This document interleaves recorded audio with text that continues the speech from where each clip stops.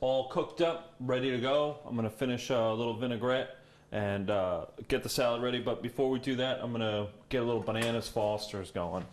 All right. Get my pan warm. Okay. This is very healthy. All right, everybody. This is if you're interested in eating light. Okay. Lots of butter. Lots of sugar. I'm gonna turn this down on low. Okay. Let that go. I think I saw a little wooden spoon in here. Perfect. Okay, great. So we'll turn that on low. We'll let that cook down a little bit.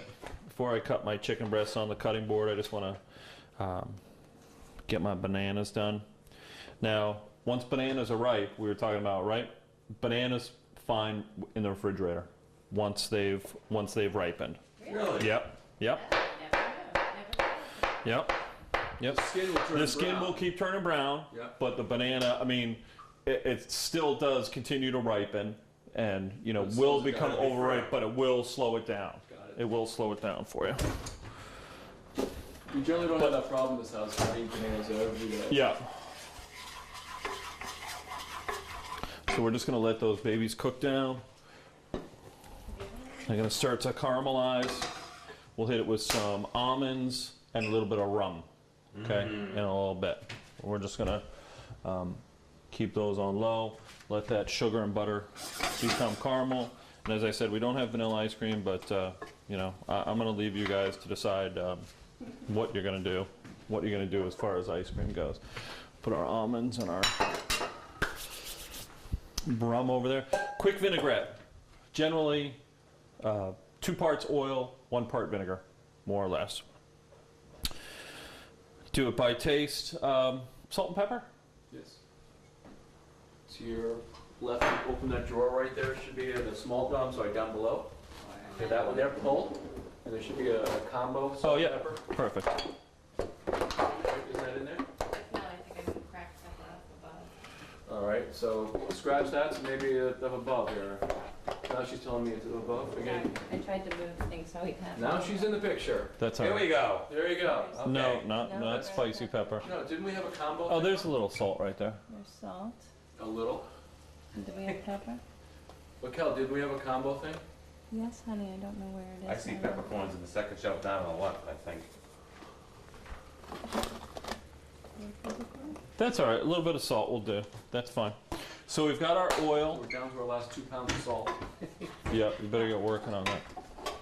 Here you go. That's what I was referring to. Okay, terrific. Now we always talk about seasoning. Always start very light with your seasoning. Salt and peppers, very light. You can always add more, but you can never take it out. Really, the only thing you can do is kind of build up the rest so that it, you'll end up with a thing of vinaigrette this big, for a little tiny salad. So, got a little balsamic vinegar, and I was looking for some mustard. I came across this interesting pretzel dip, which basically probably just a little honey mustard, little spice to it. I was looking for something to kind of play off the sweetness of the peaches. You say 2 to 1? 2 to 1, yeah, but in this case, because we are going to have a little more, not necessarily acidity, but a little more bite in it with the Dijon mustard, I'm kind of thinking of the mustard as that vinaigrette aspect of the vinegar aspect of the vinaigrette.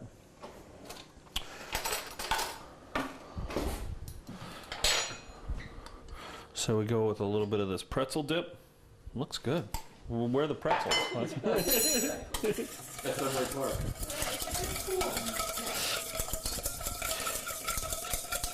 Just gonna whisk this up. I'm gonna give it a little cracked black pepper. When we talk about cooking school, I always talk about most important tool in the kitchen. All right, this is the way people learn how. This is the way I learned how to cook. Never had any formal training. Everything I learned to do, I learned by doing and by tasting all the time. And that's how you develop That's how you develop a palate. You realize, you eventually realize how to taste something, you realize that it needs something, and then eventually you realize exactly what it needs. And always when you taste different, whenever you taste different components, always remember what the other things are going to taste like along with it. You know, always try and keep in mind what this is going to go on. This to me needs just a touch more vinegar, touch more balsamic.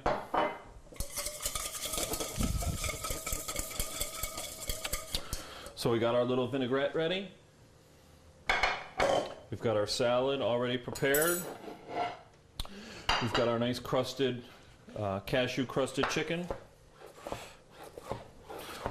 Gonna make nice little strips, you know, so you can serve this family style. Little crusted chicken breasts over the top.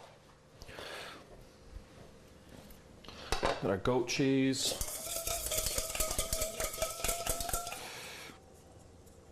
And just drizzle a little vinaigrette over the top.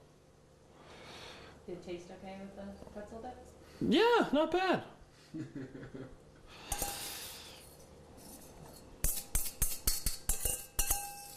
There we go. So we've got our quote-unquote main course there, a little summer salad of cashew crusted chicken, little green leaf lettuce, some crumbled goat cheese, and some fresh Virgilian pretzels with a little honey mustard vinaigrette. Step over to our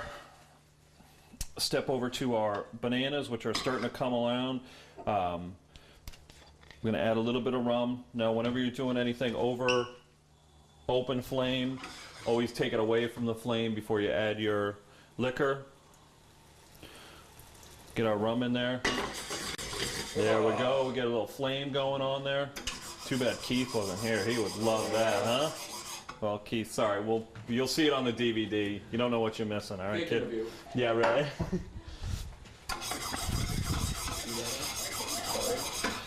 All different variations of bananas Foster's, some brandy, some rum. I like the rum deal. Take it down a notch. I've got some almonds here we're going to add right in there.